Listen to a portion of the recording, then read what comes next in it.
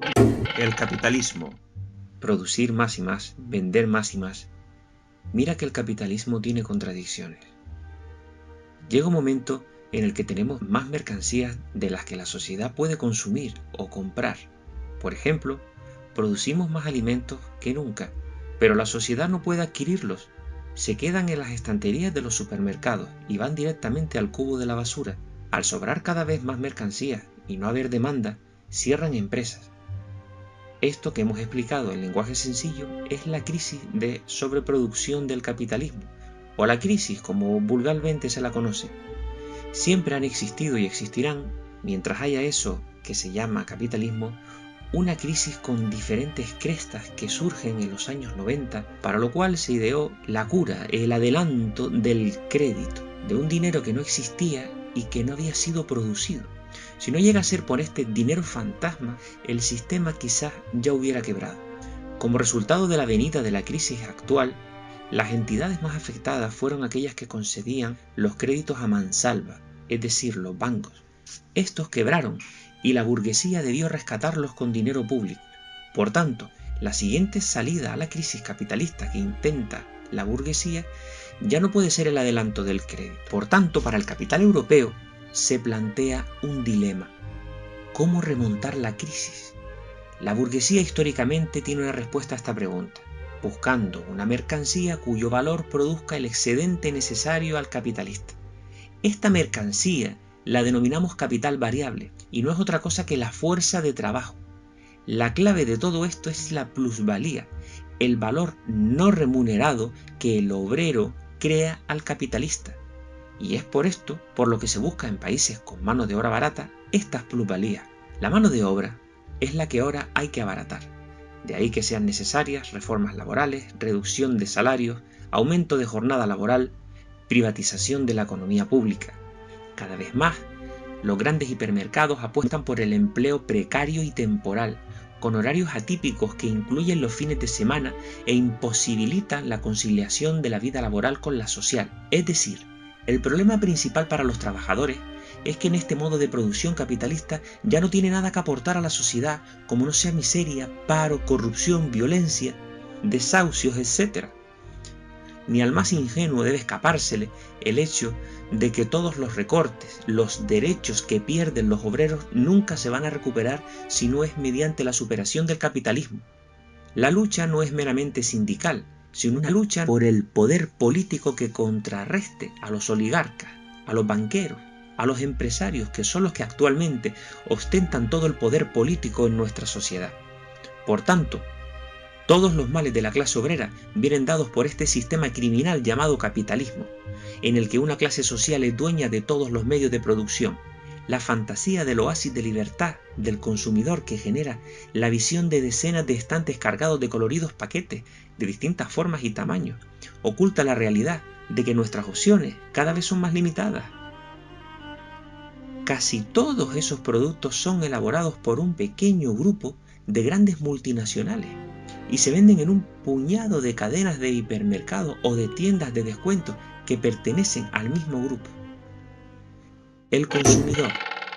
El consumidor cada vez tiene menos opciones para comprar alimentos y los productores menos alternativas para distribuir su producto.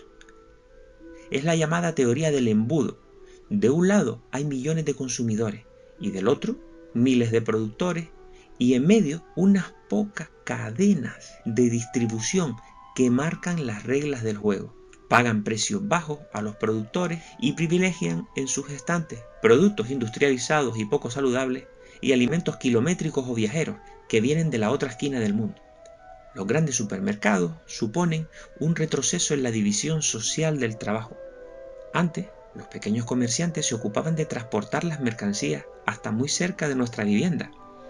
Ahora, ese trabajo lo realiza el propio consumidor, que debe desplazarse una cierta distancia y con frecuencia necesita forzosamente el automóvil para ello. No se concibe una gran superficie sin aparcamiento, ¿verdad? El hecho de que ahora hagamos los consumidores algo que antes hacían los minoristas supone que, considerando a la sociedad en su conjunto, la distribución de las mercancías requiere más tiempo de trabajo y también implica más gasto en transporte y más contaminación. Y si consideramos estos factores, ¿sigue siendo tan barato los supermercados? Seguramente no. Si consideramos un último factor, la incitación constante al consumismo que se hace en las grandes cadenas de la distribución, el capital sale ganando, pero ¿y nosotros? Seguramente no. Y cada vez más consumidores comienzan a entenderlo y a buscar alternativas, como la creación de grupos de consumo y la compra directa a cooperativas y pequeños productores. ¿Y la sociedad? Lo que supone para la sociedad la desaparición de esas tiendas de cercanía que va ocupando cada vez más estos grandes centros de distribución. Recordemos los puestos de trabajo que crean los pequeños comercios frente a la gran distribución. La mayor parte de los alimentos viajan entre 2.500 y 4.000 kilómetros antes de ser consumidos. Nuestra alimentación se basa en el consumo de alimentos cada vez más lejanos, con la consiguiente pérdida de información sobre el origen y el modo de producción de los mismos. Por ejemplo, en la miel de marca blanca aparece que el origen es de países comunitarios y no comunitarios, es decir, que puede venir de Júpiter.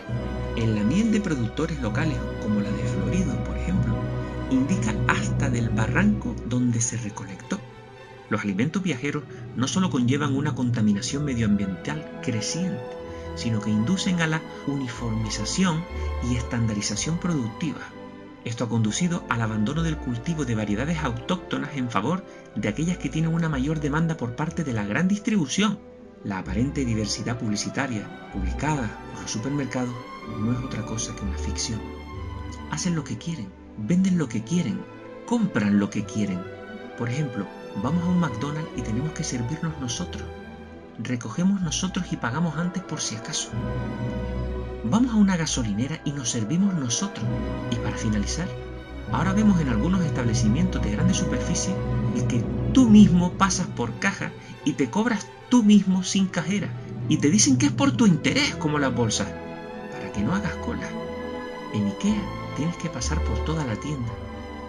Pasas por una caja, vas a buscar el mueble, te lo transporta, te lo montas y si quieres una factura te la sacas tú por internet. Las cifras globales del consumo ponen de relieve grandes desigualdades a escala planetaria. Mientras que el 12% de la humanidad, mayoritariamente en Norteamérica y Europa occidental, es responsable del 60% del gasto privado, a la tercera parte de la población, que vive en el sudeste asiático y África subsahariana, le corresponde solo el 3,2%. Una situación que raya lo absurdo, si no fuera por su dramatismo. La gran distribución es uno de los principales estandartes de este modelo de consumo. Su imagen está deteriorada debido a unas prácticas antisindicales y desleales en la fijación de los precios de los productos que acaban con el pequeño comercio y precarizan la mano de obra. Finalmente, nosotros como consumidores, ¿qué podemos, qué debemos hacer? Ellos han conseguido juntarnos a todos en su campo. ¿Qué papel es el nuestro?